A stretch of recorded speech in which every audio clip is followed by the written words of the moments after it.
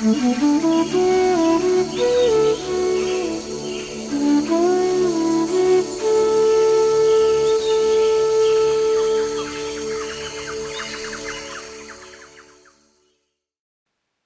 what is spirituality then? What is spirituality? What is life to you? Breathing. Shabash. Which means excellent. Yeah. You answered me. You answered me of my first question also. What is spirituality? Breathing. It's really as simple as that. In the world we've made things extremely complex. They need not to be. Life is extremely simple. Projections are complicated, illusions are complicated, not the reality or the truth. So what is life? Breathing. What is spirituality? Breathing. Why? Why breathing, or is spirituality or life? Because breathing is the only thing which happens here, in this moment. You cannot breathe in the future. You cannot breathe in the past.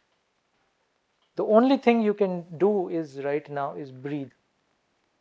You can think about future and you can think about past. You can, worry about future and you can, worry about the past. But breathing only happens in this moment. That is life. And that is spirituality. And instead of doing that, we're doing everything else. Thankfully, that's happening automatically. So we are alive. So have we taken it for granted? So which means, have we taken life for granted? Hello? I think we've taken life for granted. Because we are not living here. We're living either there or there. I think we've taken life very granted. So it's like existence gave you 70 years to live, but you chose to live only 3 months out of 70 years. Because the remaining 69 years, 9 months, you were not there. While breathing was happening, but you were not there. And what were you worried about? Or where were you? You were worried about my desires, my fears, my expectations. All of this is a phantom. All of this is a phantom. My ambitions, my lack of motivations.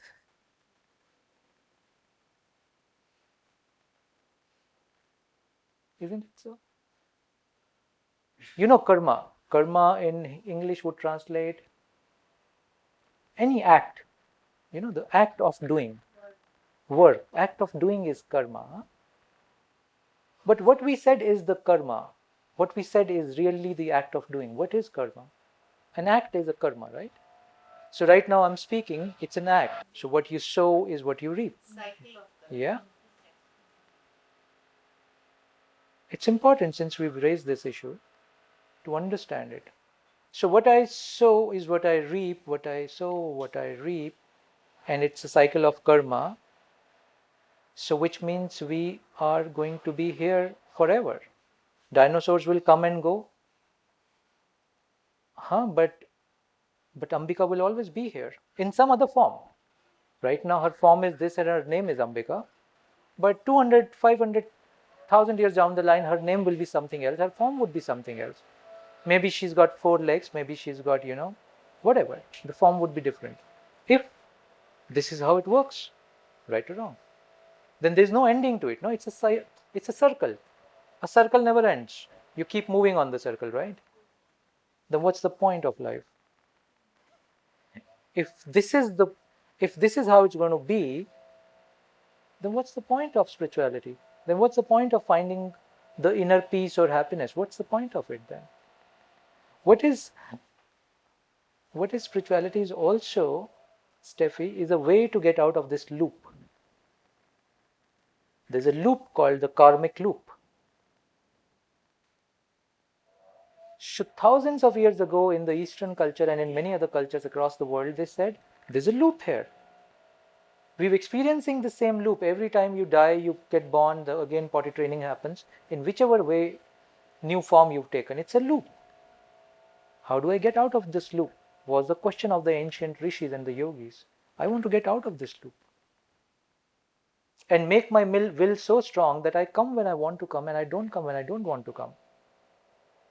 Not the loop.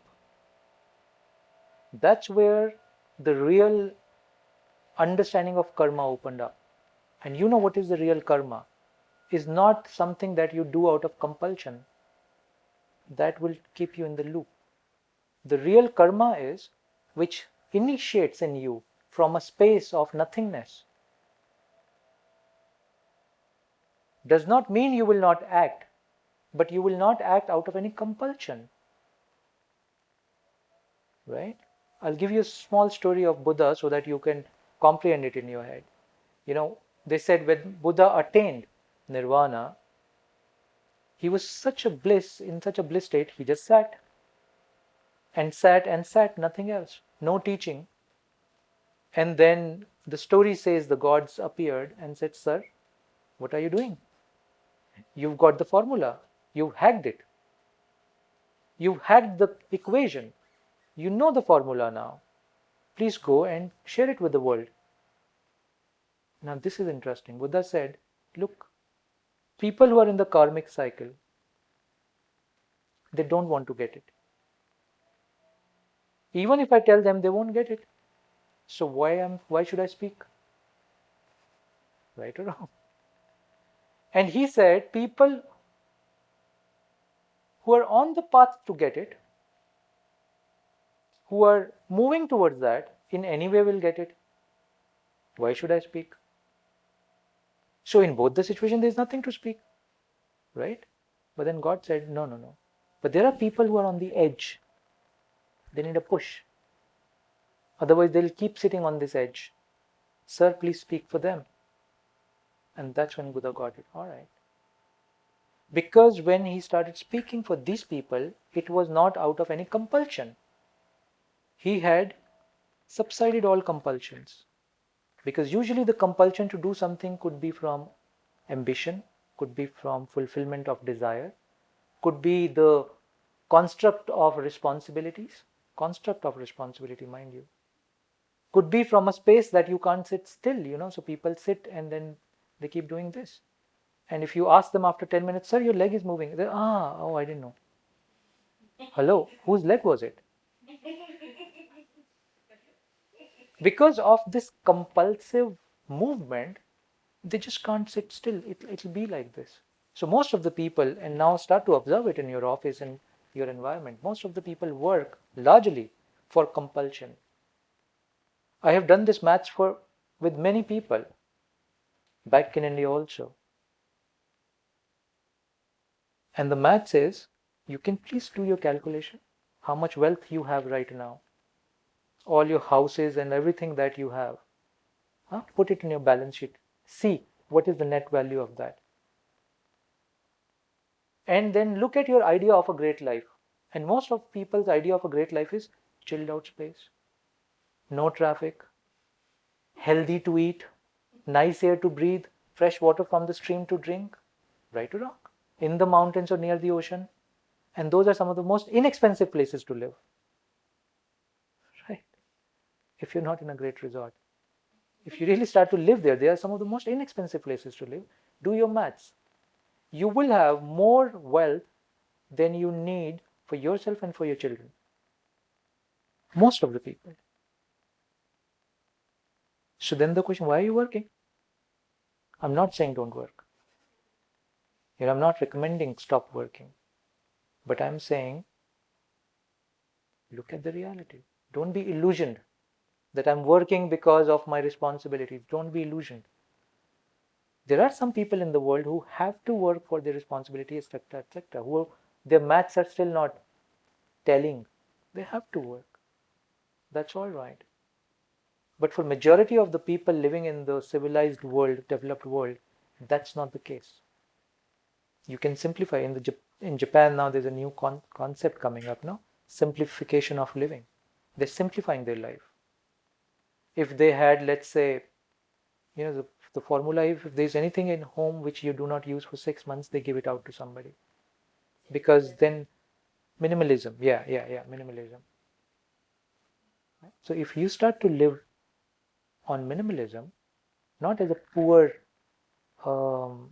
greedy person, but as a realistic being, you will see that you have enough to sustain your life. For most of the people, I'm saying. So the karma then is the right karma, or the karma which can take you out of this loop, is the karma which initiates itself from a space of nothingness. In India or in the East, we also use this term. You must work and work for the ananda of it alone. Ananda means absolute happiness.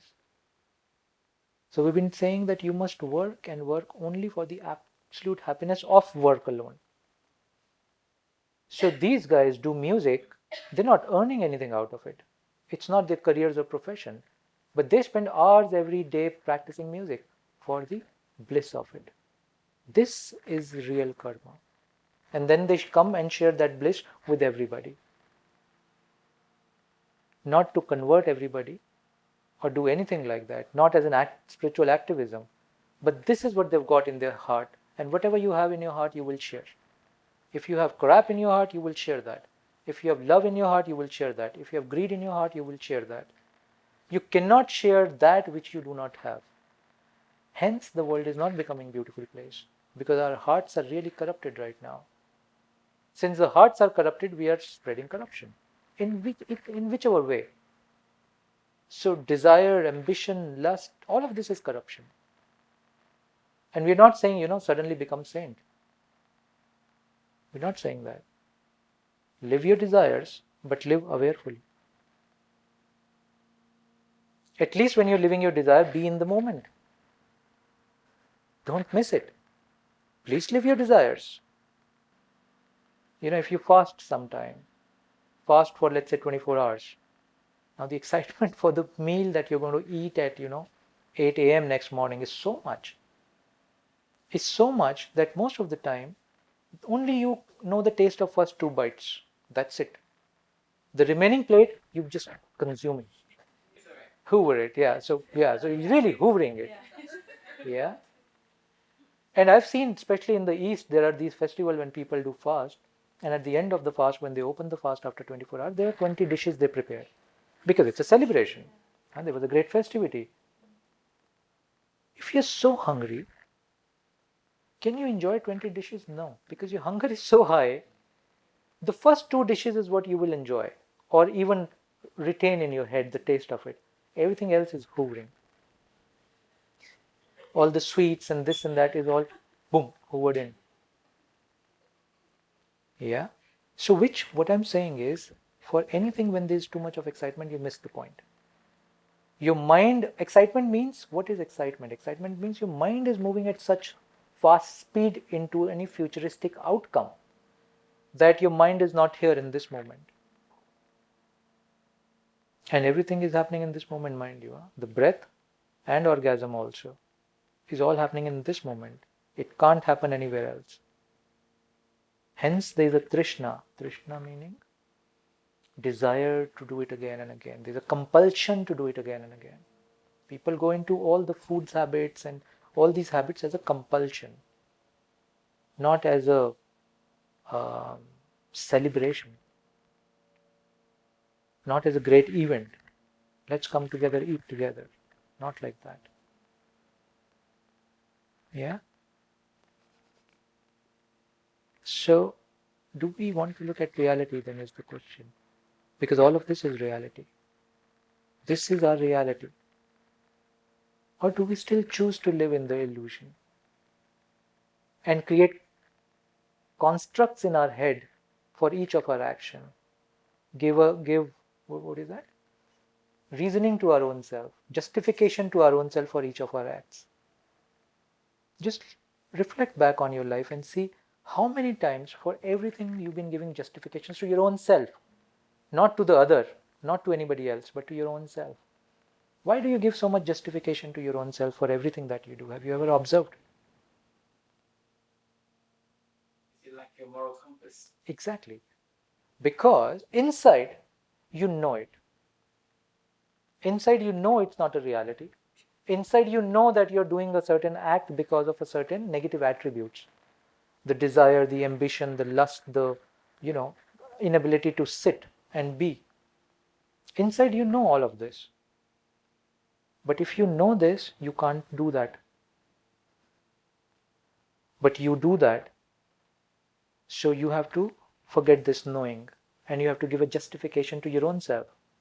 That, well, I'm doing this because of ABC. Life is extremely simple, huh? It's not a struggle. We were yesterday walking in Oxford Street and Harrods. I'm really interested what's happening in this part of the world, and the way you know it is when you start to go to places like that and observe people. You just sit and observe people, what's going on. Shopping, people were compulsive. Look at their faces and body language. It's like there's no ease or peace. It was absolute compulsiveness there. I think a sale is a good, that's a really good people watcher. Sale, A sale. yeah, which is a construct of the mind to give justification to their compulsive behavior. It's called sale. It's a great justification because you know you buy things in the sale which you do not need. FOMO, fear of missing out, dear. Hello, what's going on? Who's driving your car, which is called life? Other people. Other people's behavior. This is important, everybody. Yeah?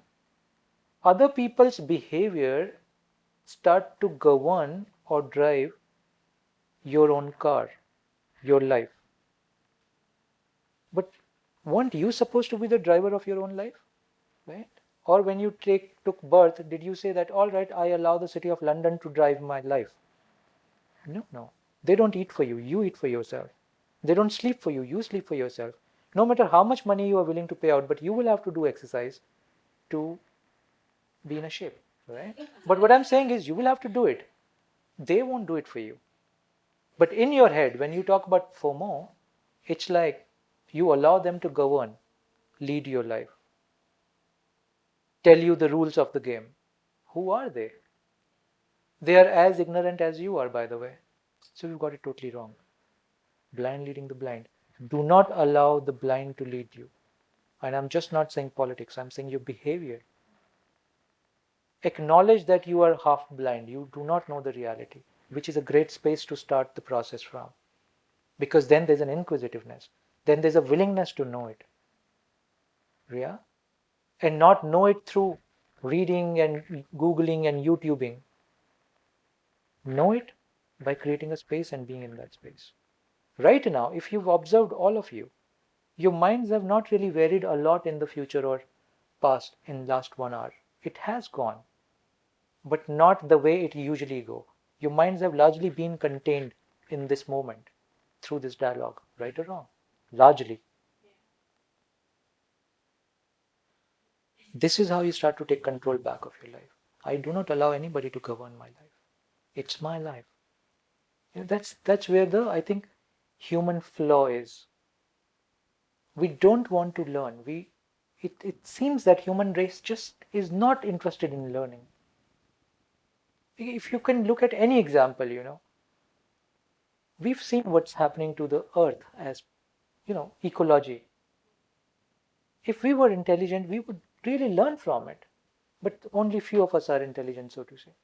Rest is, don't even want to look at the news of Amazon rainforest. I've seen people, don't even want to read that mail or that news because it's depressing. But hello, that's reality. Don't tell me that depressing.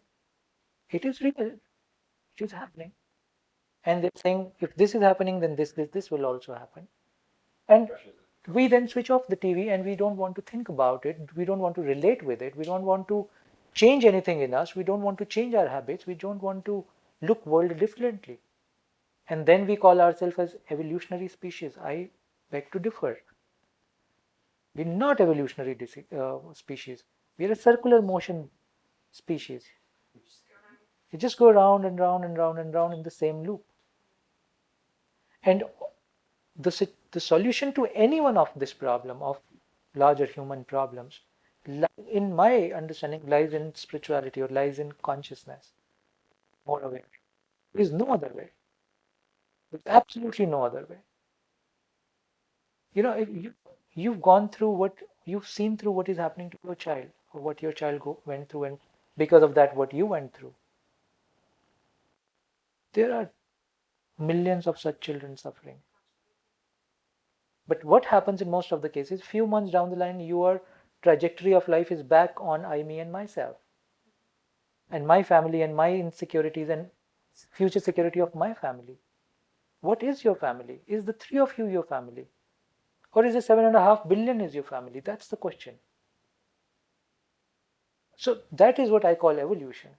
If going through this experience of my child suffering, if I don't expand, and if I don't look at every being as my end, it's my dharma, it's my karma to start to work for the common good for everybody, then there is no evolution happening.